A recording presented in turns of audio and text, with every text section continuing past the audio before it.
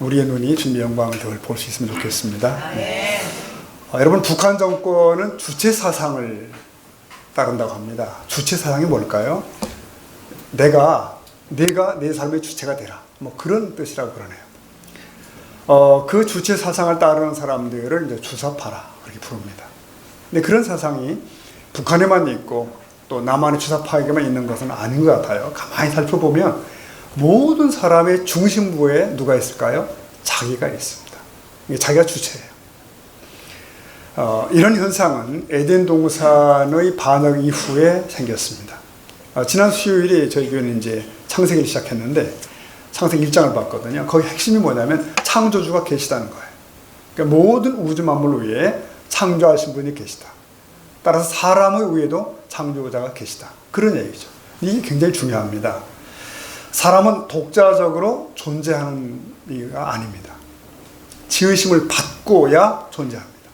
사람은 비록 대자연을 다스릴 수 있는 권세도 가졌지만 창조주로부터 그것도 위임받은 겁니다. 그러므로 창조주 하나님을 높이고 인정하고 복종하는 한도 내에서 사람은 당당할 수가 있어요. 그리고 안전하고 행복할 수가 있습니다. 그러나 아담과 하와는 하나님을 거스르고 그 자리를 벗어났습니다. 당자가 아비 집을 떠나듯이 사람은 하나님을 그렇게 떠난 거죠. 그리고 그 닮은 꼴 후손들이 번식되기 시작한 겁니다. 사사시대의 사람들만 제 소견을 따라 산 것이 아니고요. 인류는 한결같이 자기를 고집하며 살아왔습니다. 자기가 우주의 중심인 줄 알아요. 이것은 철없는 애들만 그런 것이 아니라 사실은 모든 사람이 그렇습니다. 대부분의 사람이 그렇게 살아가죠. 때때로 책방을 이렇게 둘러보게 됩니다. 유익합니다. 근데 반드시 둘러보는 코너가 있어요. 여러분도 마찬가지일 겁니다. 어딜 보죠? 네, 베스트셀러 코너를 보게 됩니다. 요즘 사람들은 주로 어떤 책을 보나, 어떤 책들이 주로 팔리지, 이런 관심이 꼭 있거든요. 최근에도 발견한 것은 그겁니다. 요즘 사람들은 자기에 관한 책들을 좋아하는구나. 그러니까 소위 자기 개발서라고 하는 거, 네, 자기 발견, 이런 쪽으로 방향이 잡혀서 많은 책이 나와 있어요. 자기 극대화. 제목도 재밌으면 남 신경 쓰지 않기, 뭐 이런 거예요. 나대로 살기, 그런 겁니다. 결국 자기를 존중한다고 하는 그 공통 분모를 가지고 있어요, 책들이. 여러분, 내 삶의 주인은 나 자신이다. 이게 매력 있잖아요. 내 인생 내가 만들어간다. 멋있어 보입니다. 근데 이게 가만히 보면 인형 피노키오가 자기를 만든 영감님을 잊어먹고 망각하고 뛰어다닌 거와 뭐가 다르냐는 거예요. 네, 그들에게는 하나님이 없습니다. 자, 이 순간도 세상 사람들은 100% 다 그렇게 살아갑니다. 그런데 그들과 다를 수 있는 사람들이 있어요. 바로 그리스도인입니다. 성도들입니다. 우리는 나를 지으신 분이 계시고 나를 구원하신 분이 있다는 사실을 알게 된 사람들이에요. 영적 개안, 영적 혁명이 있었던 거죠. 그래서 진정 예수 믿는 사람은 자기가 자기의 주인이 아닌 것을 인정합니다. 여러분 믿습니까? 네. 예수님은 그가 나를 구원하실 뿐만 아니라 내 삶 전체의 주인이라고 이렇게 믿고 있는 자들이 바로 그리스도인입니다. 그래서 우리는 그분을 주님이라고 부르지 않습니까? 주님, 큐리어스. 근데 여러분 이게 얼마나 엄중한 말인지 아십니까? 함부로 부를 수 없는 단어예요. 고대 로마에서는 황제를 큐리어스, 주님이라고 불렀습니다. 그런데 초기 성도들은 황제를 주님이라고 부르지 않았습니다. 그럼 누구를 불렀을까요? 근데 예수님을 주님이라고 부른 거예요. 그래서 그들은 붙들려 가서 순교를 한 겁니다. 자, 그 고대 사회에서의 주인과 종과 주인이 어떤 관계일까요? 주인은 종에 대한 모든 권리를 갖습니다. 종은 자신에 대한 아무런 권리가 없었어요. 자기 재산, 자기 거 아닙니다. 자기 시간도 자기 것이 아니에요. 심지어 자기 아내와 자기 아이들마저도 자기 것이 아니었다며요. 더 나아가 자기의 생명조차도 자기 것이 아니었습니다. 다 주인의 것이에요. 자, 그런데 초기 성도들은 그런 의미에서의 예수님을 자신의 주님이라고 불렀던 겁니다. 그게 그들의 신앙이에요. 그런 로마교회 성도들을 보면서 사도 바울이 한 말을 한번 들어보십시오. 로마 14장 7절을 보면은 다 같이 볼까요? 우리 중에 누구든지 자기를 위하여 사는 자가 없고 자기를 위하여 죽는 자도 없도다. 이것이 당시 사람들이 성도들의 모습이에요. 놀라운 일이죠. 그들은 그렇게 주님을 섬겼다는 거죠. 자기를 위해 살지 않고 자기를 위해 죽는 것도 아니고 오직 그분을 위해 살았다. 이게 진정한 그리스도인의 원형인 것 같습니다. 진정한 성도들이 이런 존재다. 자, 그러나 오늘은 어떻습니까? 우리는 21세기에 살고 있습니다. 물질이 풍요하고 인권이 표어가 된 세상이죠. 요즘은 인권이 바벨탑 같아요. 바벨탑. 사람의 권위가. 모두가 자기 권리를 주장하고 자기를 자랑합니다. 자, 그러다 보니까 주님이 교회 안에서 그런 물결들이 스멀스멀 들어올 수밖에 없어요. 그래서 우리 기독교인들도 쌍사람처럼 의식을 하며 살 때가 많이 있습니다. 이런 우스개 여러분 아시잖아요. 많은 신자들이 주여 주여 하지만 사실은 그 내용을 들어보면 나여 나여 하더라. 다 자기를 추구하는. 이것은 변질입니다. 이것은 결코 기독교가 아닙니다. 예수님은 나의 주인이시오 나는 그의 종이라고 했던 초기 성도들이 그들이 맞습니다. 그럼에도 오늘 우리는 그 심각성을 미처 인식하지 못하고 살아갑니다. 그래서 주님이 아닌 자기를 평생 모시고 그렇게 신앙생활을 하게 됩니다. 세상 사람들은 치열한 생존 경쟁합니다. 그게 가장 중요한 줄 알아요. 하지만 여러분 우리는 더 중요한 싸움에 나와 있는 거 아시지요? 영적 전쟁에 나와 있습니다. 우리의 대적은 원수마귀입니다. 그리고 세상입니다. 근데 여러분 더 집요한 적은 바로 내 안에 있습니다. 그래서 가장 힘든 싸움은 자기를 부인하는 싸움이에요. 이 전쟁터로 들어서면 영적 진보를 방해하는 섬뜩한 옛 원수가 있습니다. 그가 주님께 순종하는 길을 딱 가로막고 있는 걸 보게 되는데 이 원수가 바로 자기 자신이에요. 이 자아라고 불리우는 이 괴물이 자기를 섬기라고 매일 소리칩니다. 우리 안에서. 한 중국 성도가 한 얘기를 기억합니다. 무서운 핍박도 이긴 우리 중국 성도들이 물질 풍조를 넋을 잃고 바라보더니 내 안에서 기어나온 탐욕으로 인해 무너지고 있다. 그랬습니다. 여러분, 이 자아라고 하는 존재가 얼마나 간사한지 아십니까? 그것은 거룩한 종교 행위마저도 변질시켜요. 자기 자랑으로 둔갑시킵니다. 거룩한 헌금을 자기 과시 수단으로 바꾸기도 합니다. 그게 예루살렘 교회의 아나니아 부부 아닙니까? 그들은 예루살렘 교회에 모여든 가난한 성도들을 위해서 자기의 땅을 내놓았습니다. 팔았습니다. 여러분 그거 아무나 할 수 있는 일 아니지 않습니까? 얼마나 고귀한 일이에요.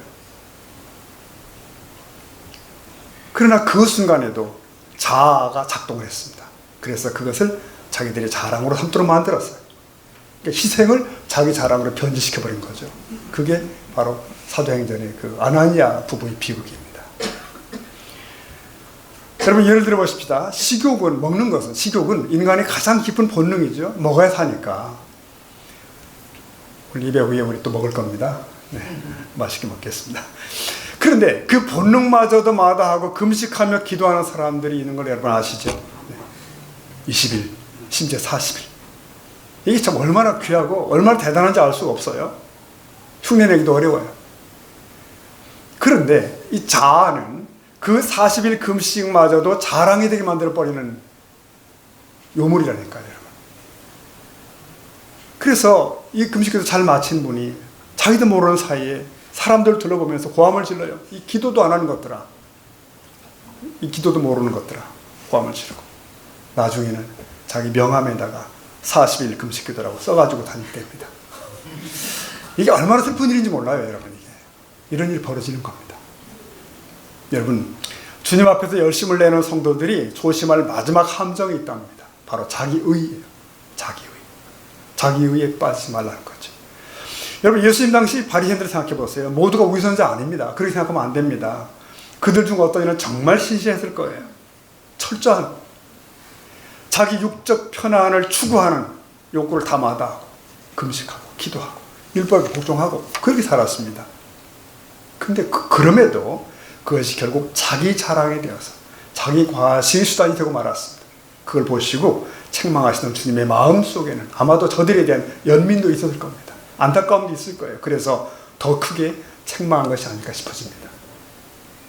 자, 이 문제를 예수님이 준엄하게 말씀하십니다. 본문에서. 이 본문과 비슷한 구절이 복음서에 6군데나 나온다는 거 아십니까? 자, 다시 보시겠습니다. 누가복음 9장 23절에서 또 무리에게 이르시되, 같이 읽겠습니다. 아무든지 나를 따라오려거든 자기를 부인하고 날마다 제 십자가를 지고 나를 따를 것이니라. 아멘. 이 짧은 한 구절이 많은 내용을 담고 있습니다. 자, 누구에게 말씀하셨죠? 누구에게? 무리에게. 그렇습니다. 사람들에게. 그래서 이런 교훈을 사도들에게나 특별한 사람들에게나 주셨어 라고 생각하는 일이 있습니다. 그건 아닙니다. 잘못입니다. 무리에게. 자, 비록 육신을 입으신 주님은 눈앞에 그들에게 말씀하셨지만 그럼에도 이것은 시공을 뛰어넘어서 주님은 우리들과 전 인류에게 이 말씀을 하십니다. 육신에 나를 따라오래거든 너희는 자기를 부인하라. 단호하게 말씀하시죠. 자기를 부인하는 것은 바로 자기 십자가를 지는 것입니다. 자아의 죽음을 지는 거예요. 십자가 죽음이잖아요. 더 쉽게 표현하면 육신의 욕구를 포기하는 것을 말합니다. 누구든지 그렇게 해야 주님을 온전히 따를 수가 있다고 말씀을 하십니다. 십자가를 진다는 것은 단지 특별한 금식이나 특별한 고행을 의미하는 것만은 아닙니다. 나 자신의 뜻에 상반될지라도 하나님의 뜻을 내 마음에 품는 것이에요. 붙드는 것입니다. 어떤 사람이든지 어떤 신분이나 처지 사람이든지 충실하게 주님을 따르길 원한다면 모든 면, 모든 점에 있어서 자기를 부인해야 가능합니다. 이것은 각 사람이 져야 할 자기 십자가예요. 누구도 대신 질 수가 없는 거라는 거죠. 그리고 그것은 날마다 필요합니다. 교회 와서만 필요한 것이 아니라 날마다 필요해요. 순간마다 필요해요. 진정한 신자는 평생 날마다 어디에서나 십자가를 져야 한다. 그 말씀을 주신 거예요. 여러분, 우리가 날마다 십자가를 지지 않는다면 우리는 주님을 따르는 것이 아닙니다. 이 세상의 임금이나 자기 육적인 생각을 따르는 것이고요. 그러므로 우리는 매일 물어야 돼요. 나는 오늘 십자가를 지고 있나? 십자가를 지고 가고 있나? 여러분 보십시오. 우리가 어떤 상황 앞에 섰을 때 거기에는 하나님의 뜻이 있고 나의 뜻이 있어요. 네, 우리는 어떤 일이 있더라도 자신의 뜻을 따라갈 수가 없습니다.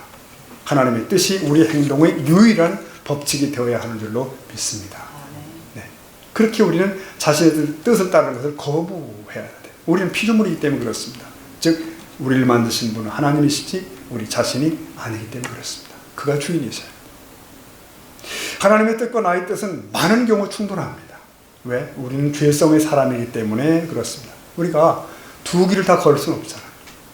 참으로 나약한 우리는 어떤 때는 이 길을 가다 어떤 때는 저 길을 갈 때도 있어요. 그러나 결코 두 길을 동시에 걸을 수는 없다는 것. 자신의 뜻과 하나님의 뜻을 동시에 쫓을 수는 없습니다. 이거 아니면 저걸 선택해야 돼요. 즉 하나님의 뜻을 부인하여 자기를 따르든지 자기를 부인하며 하나님을 따르든지 해야 된다. 이것이 단호하신 주님의 오늘 아침의 도전이십니다.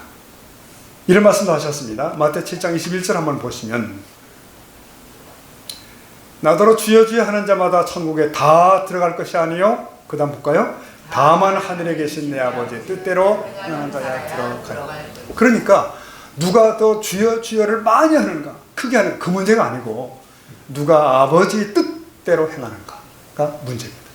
이 말씀은 어쩌면 행위를 강조하는 것보다 아버지 뜻에 방점을 두고 있는 것 같습니다. 왜? 그 반대편에 자기 뜻이 나의 뜻이 있거든요.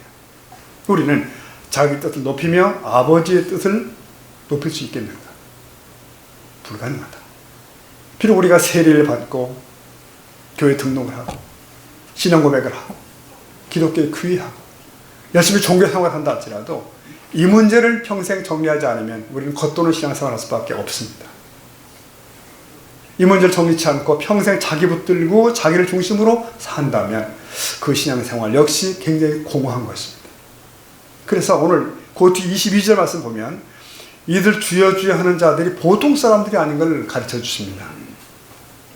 22절 보니까 이렇게 되어 있네요. 그날에 많은 사람이 나다 이르되, 뭐라고 읽어볼까요? 시작. 주여 주여 우리가 주의 이름으로 선지자 노릇하며 주의 이름으로 귀신을 쫓아내며. 그러니까 여기 보니까 이 사람들이 보통 사람들이 아니잖아요. 선지자까지 했다. 막 귀신을 쫓아내는 축사의 능력도 있었다. 주님의 이름으로 이적도 행하는 자들이다. 그러니까 우리가 얼핏 보기에도 대단한 믿음이 있는 사람들이에요. 능력 있는 자들.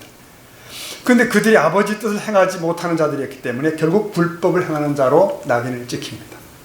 결코 천국에 들어갈 수가 없대요. 자, 우리들 생각은 어때요? 저런 분들이, 그분이야말로 천국에 가장 먼저 들어갈 분은 아닐까? 근데 주님은 결코 그렇지 않다고 하십니다. 심지어 이들을 향해서 내가 너희를 도무지 알지 못한다. 불법을 행하는 자들아 떠나라까지 말씀을 하시죠. 너무 단호하시죠. 그들은 아버지 뜻이 아닌 자기 뜻대로 행하는 자들이었고, 그들은 결국 불법을 행하는 자들이 되고 말았던 거죠. 그렇다면 이런 책망을 받는 자들은 주여 주여라고 아무리 목이 쉬게 불러도 외칠지라도 그의 모든 일은 결국 하나님의 뜻을 행하는 것이 아니더라고요. 자신의 영광을 위한, 자신의 공명을 위한, 자아의 만족을 위한 그런 행위들이었다는 것입니다. 자, 이런 말씀을 대하면 여러분 좀 두려운 마음이 들지요. 네. 겉으로는 하나님의 영광을 위한 것으로 우리가 포장할 수도 있지만 아닐 수도 있구나. 사실 하나님의 영광을 가로채고 있는 모습이 나의 생활 속에 얼마나 많을까. 종교적인 열심은 있지만 그 속에 하나님의 뜻을 높임이 없다면 나는 결국 불법을 행하는 자가 아닐까. 존경받는 한 은퇴 목사님이 그런 얘기를 하셨습니다. 교회에 문제를 일으키고 교회를 시험에 빠지게 하는 자가 누굴까? 초신자 아니다. 최소한도 직분자 혹은 중직자다. 그랬어요. 그러니까 교회를 힘들게 하는 것은 충성하던 자예요. 그가 열심히 충성했는데 그게 결국 뒤집어 보니 그게 자기 만족이었다. 자기도 몰랐다. 자기도 모르더라. 그렇게 열심히 하던 그가 어느 날 이렇게 말한대요. 내가 여기서 누군데, 혹은 내가 한 일이 얼마나 많은데. 이렇게 됐다는 거죠. 여러분, 그런 시험에 빠질 확률이 높은 이가 누굴까요? 네. 직분자 가운데서도 중직자이십니다. 뭐 권사님, 장로님, 뭐 이런 분들. 근데 그들보다 더 시험에 빠질 확률이 높은 자가 누굴까요? 목회자일 겁니다. 열심히 목회했는데 그게 자기 만족을 추구하는 것일 수 있다. 자기 자랑일 수 있다. 교회를 자기 유명해지는 일에 동원할 수 있다. 그냥 아슬아슬한 거죠, 이거 정말. 네. 자칫하면 우리는 그 넘어갈 수 있다. 지금도 때때로 이제 저희 집사람은 제게 그런 얘기를 해요. 당신도 신도시에 가서 교회 짓고 교회 커지고 그랬으면 변질될 수 있었을까. 그런 얘기를 해요. 자기 만족, 자기 자랑, 그럴 수도 있지 않나. 하나님 막으신 거 아닐까? 이렇게 해요. 저는 그런 말 들으면 굉장히 기분이 나빠서 절대 아니라고 고함을 지르죠, 일단. 근데 돌아서 가만히 생각해 보면, 그래, 누가 장담할 수 있을까? 내가 날 알아? 이런 질문을 하게 됩니다. 목사의 문제가 뭘까요? 교회가 커지는 거랍니다. 급성장하는 거. 신문기자가 찾아오고 유명해지고. 사실 여러분 얼마나 귀합니까? 교회가 부흥한다는 게 얼마나 귀한 일이에요. 성경 원리고요. 그런데 그런 같은 시기에 목회자는 변질될 수도 있더라. 은근히 목에 힘이 들어가고 목소리가 막 바뀌고. 목소리 바뀐다는 말 아시죠? 무기가 딱 들어간 거죠. 전에 어느 좀 유명한 목사님과 전화 통화를 했는데 초면입니다. 근데 그분이 대화 중에 제게 반말을 하더라고요. 듣다 보니까. 나중에 보니까 저보다 나이도 적은 양반인데. 근데 그는 왜 그랬을까? 뭐 판단하고 싶지는 않습니다. 아마도 그분은 웬만한 사람에게는 말을 놓는가 보다 싶더라고요.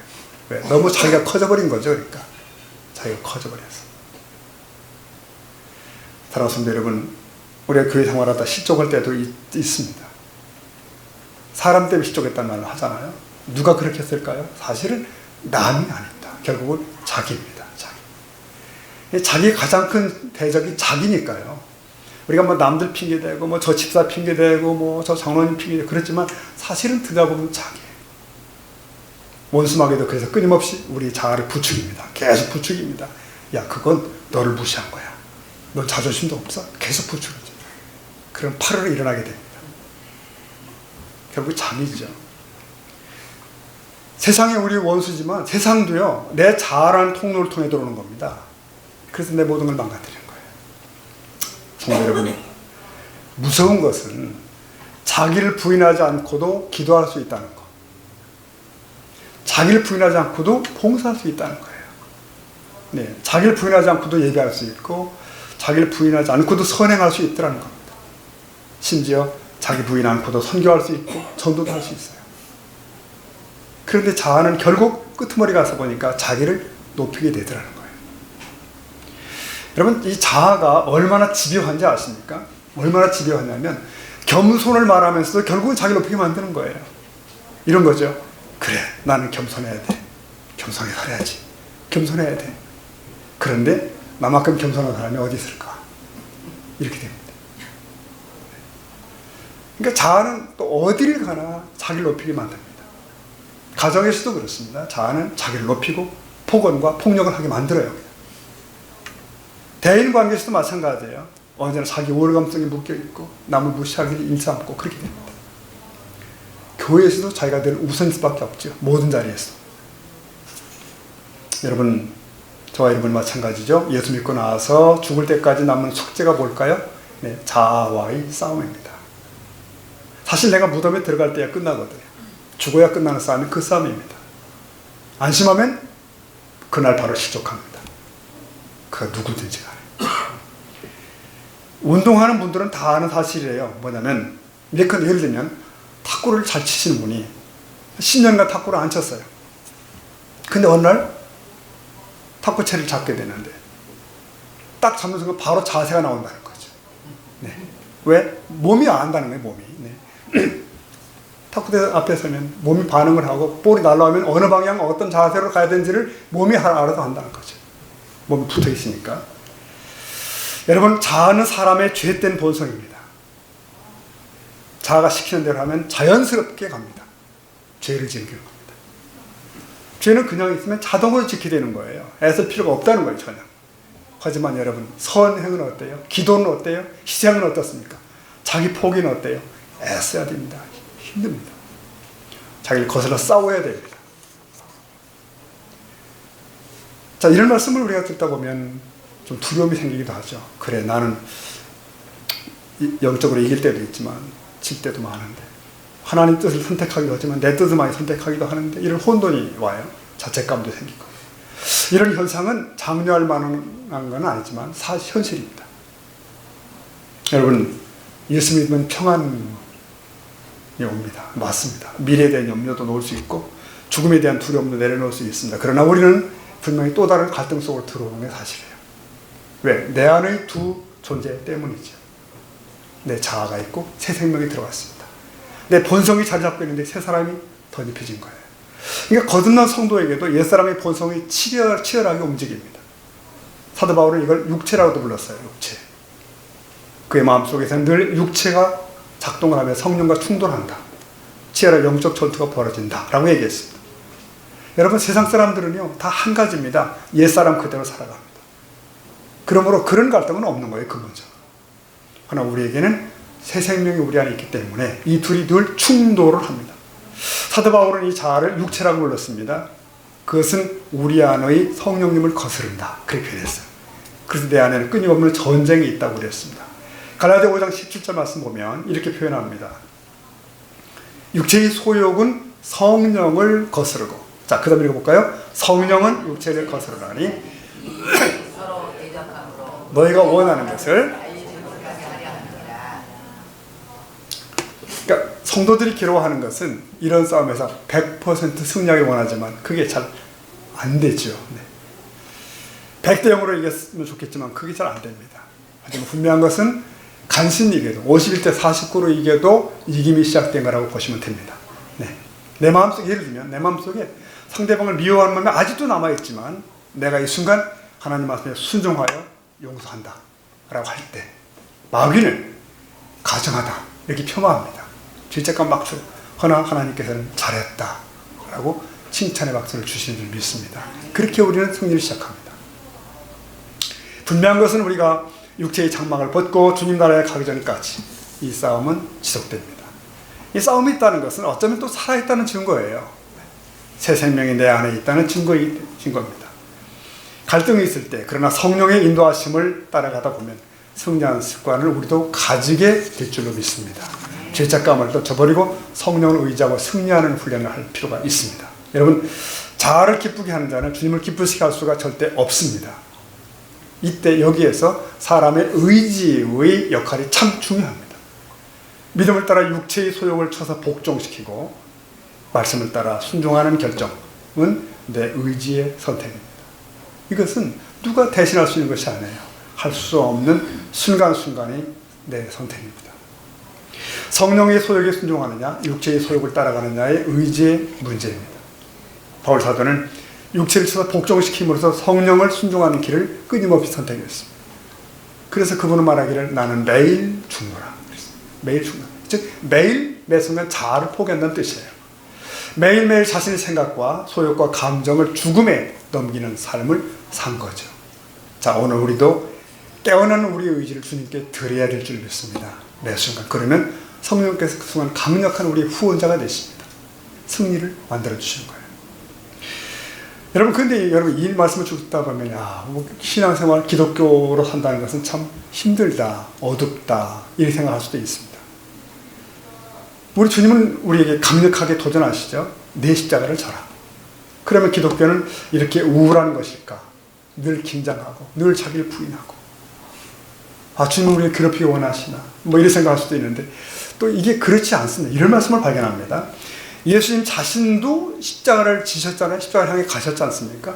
그런데 그것을 십자가를 가혹한 것으로만 여기지 않으셨다는 거예요. 히브리 12장 말씀 읽다 보면 2절에 그런 말씀이 있더라고요. 주님께서는 그 앞에 있는 즐거움을 위하여 십자가를 참으사. 이렇게 돼요. 즐거움. 그리고 십자가 너머의 기쁨을 내다 보셨다. 그 말씀되어 있습니다. 그러니까 십자가를 십자가로만 끝내지 않으셨다는 거예요. 그 이유가 있다는 사실을 우리에게 보여주시는 겁니다. 여러분, 누가복음에 의하면 주님께서 한 부자 청년과 대화한 장면이 있는 거 아시죠? 네. 이 청년에게 주님이 마지막으로 주신 말씀이 뭡니까? 오늘 식을 표현하면 너 십자가를 지고 나를 따라 그러신 거예요. 그 청년이 십자가를 지는 것은 뭐죠? 자기의 큰 재산을 포기하는 것이었습니다. 근데 그때 그는 그 말씀을 따르지 않았어요. 그는 이 땅의 넉넉함과 천국을 영생을 양손에 쥐기 원했어요. 결국 그는 쓸쓸하게 돌아가죠. 근데 여러분 그 광경을 누가 보고 있었냐면은 제자들이 보고 있었던 거예요. 아닙니까? 그리고 누가 뛰어들었을까요? 베드로가 끼어드는 거죠. 당연히. 언제나 베드로죠. 베드로가 이렇게 말했습니다. 주님, 우리가 모든 걸 버리고 주님을 따랐습니다. 자, 조금 전에 이 청년 보시지 말고 마음 상하지 말라는 그런 뜻인 것 같아요. 주님 위로하려고 우리 이랬다고 모든 걸 버리고 따랐다. 근데 여러분 이때 주님이 하나님 나라를 위해 고난당하는 자들이 얼마나 복된지를 그때 말씀하십니다. 복된지를. 그러면서 그들은 내세에서만 복을 받는 것이 아니야 라는 말씀하신 거 아십니까? 주님은 이 땅에서도 천국의 맛을 미리 보게 하신다는 말씀을 그날 하셨어요. 마태 19장 29절이 바로 그 말씀인데 주님이 이렇게 말씀하십니다.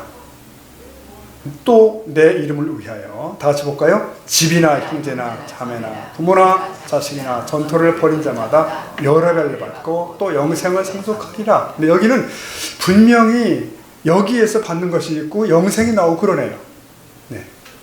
그러니까 주님을 위해 포기한 자들은 그들이 버린 것보다 더 많이 얻게 된다는 말씀을 여기 허락해 주십니다. 주님을 위해 자기를 부인한 사람은 세상의 득실에서도 그렇게 손해보는 거 아니야? 라고 말씀하신다니까요. 여러분 신실한 믿음의 가정을 보십시오. 그 자녀들을 보십시오. 후대를 보십시오. 그렇지 않습니까? 그들이 얼마나 풍성합니까? 얼마나 화목합니까? 여기 나오는 베드로는 어쩌면 주님을 따르기 위해서 부모를 떠났고 친척을 포기했을 수도 있지만 어때요? 주 안에서 더 많은 형제들을 더 많은 이들을 만납니다. 누립니다. 그렇잖아요? 이 부자 청년은 물질이 십자가에 직면했는데 그가 만일 그날 그렇게 따를 수 있었다면 그가 그 십자가를 질 수 있었다면 아마도 그는 훨씬 더 몇 배를 받았을 수도 있습니다. 주님 말씀에 의하면.